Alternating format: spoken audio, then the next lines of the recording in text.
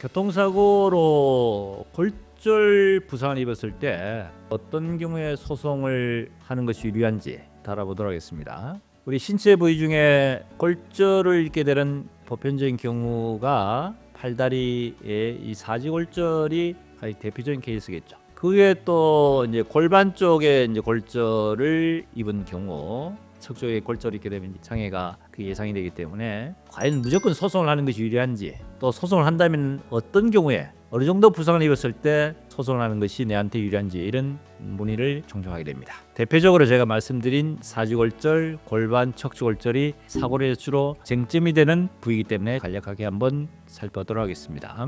골절을 입었는데 골절 부위 동반해서 신경을 손상을 입어가지고 마비가 심하게 온다든지 상당한 장애가 더 심해져서 치료가 더 이상 안 되고 병색 영구장애가 발생, 이런 경우들 주로 이제 소송을 하는 것이 유리합니다. 그렇지만 신경 손상을 동반하지 않은 그냥 골절인 경우에 있어서는 어떨 것인가? 자, 사지골절부터 우선 간략하게 말씀드리자면은 통상적인 골절 환자는 장애가 남지 않는 경우들이 많습니다. 골절이 관절 부위에 입었느냐, 또는 관절과는 관계없는 가운데 쪽, 예를 들어가지고 대퇴골 같은 경우도 대퇴골 간부골절, 그 다음에 다리 같은 경우에도 경골 간부골절, 팔 같은 경우에도 요골 간부골절, 위팔 같은 경우에 상복골 간부골절, 이런 골절 자체가 그 부위의 가운데 정도의 골절이 있게 되면은 진단 주수는 많이 나온다 하더라도, 또 뼈가 잘 안 붙어가지고 골 이식 수술 같은 걸 하더라도 사지골절된 장애 평가 대상이 된 주 부위는 뭐냐면은 운동장애입니다. 즉 강직장애. 운동이라는 것은 결국 관절에 있어서 운동이 되겠죠. 관절 쪽 또는 관절 가까운 쪽에 골절을 입게 될 경우에는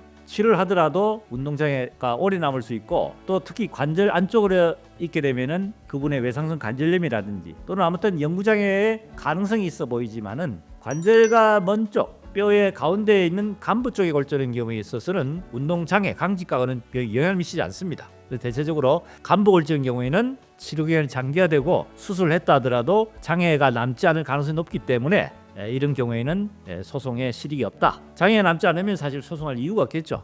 그래서 골절인 경우에는 팔, 다리 쪽 막론하고 관절과 가까운 쪽이 아닌 경우에는 소송에 실익이 없다. 장애가 거의 남지 않는다. 이렇게 우선 이해하시면 됩니다. 골반을 한번 살펴볼까요? 골반 쪽 같은 경우에는 골절이 주로 자주 있는 부분이 치골인데, 단순한 치골에 상하지 골절이 있는다 하더라도 장애 대상이 되는 게 아니고, 이 골절이 입어서 전이 뼈가 어긋나게 붙은 경우에 그 자체가 전이성 골절에서 장애 대상이 됩니다. 또는 척추에 있는 이 천골과 골반에 있는 장골이 맞물리는 것이 천장관절이라고 합니다. 이 천장관절 쪽에 골절이 있게 되면은 이 자체가 장애 대상이 되고, 특히 그 천장관절이 조금 어긋나게 전이가 됐던, 좀 틀어져가 있는 경우에는 영구장애 대상이 되기 때문에 이런 경우에는 소송을 해야 되지만은, 그냥 단순한 골반 쪽에 골절이야 입었다 하더라도 이것이 장애되지 않을 경우도 있기 때문에 골절 자체가 무조건 장애 대상이 되지 않는다는 것을 명심하시면 됩니다. 자, 그 다음에 이제 척추로 넘어가서 척추 쪽에는 주로 골절이 이제 압박골절입니다.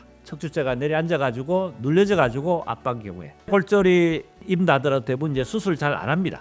척추체가 방출성 골절, 척추체가 옆으로 퍼져가지고 신경관에 있는 신경을 눌러서 마비 거는 경우, 신경 손상을 동반한 경우 수술을 해야 되는 경우, 이런 경우는 영구장애 대상이 된다는 얘기입니다. 하지만 압박골절이 있다 하더라도 주로 보존요법, 즉 보조기를 착용해서 이식기와 또는 안정을 하게 되면은 한시장애로 평가됩니다. 장애 남지만은 영구장애 대상이 되지 않기 때문에 소송을 반드시 해야 될 필요가 없다. 소송보다는 법에서 합의를 하는 것이 유리할 수 있습니다. 결국 사지골절 또는 골반골절, 척추골절 자체가 영구장애 대상이 된다면은, 특히 나이가 젊다든지 또는 소득이 높은 이런 경우에는 또 과실이 없다든지 과실이 적다든지 피해 보상에 대한 부분이 크기 때문에 영구장애 대상이 되는 사건은 소송을 할 필요가 있지만은, 장애가 남지 않는다든지 또는 한시장애 난다든지 이런 경우에는 소송보다는 보험사 직접적으로 합의하는 것이 유리하다. 그럼 과연 내가 영구장애 대상이 될지, 피해 보상에 대한 예상 금액이 어느 정도 될지, 소송이 실익이 있을지, 이런 것들을 일반 입장에서 사실 판단이 어렵지 않겠습니까?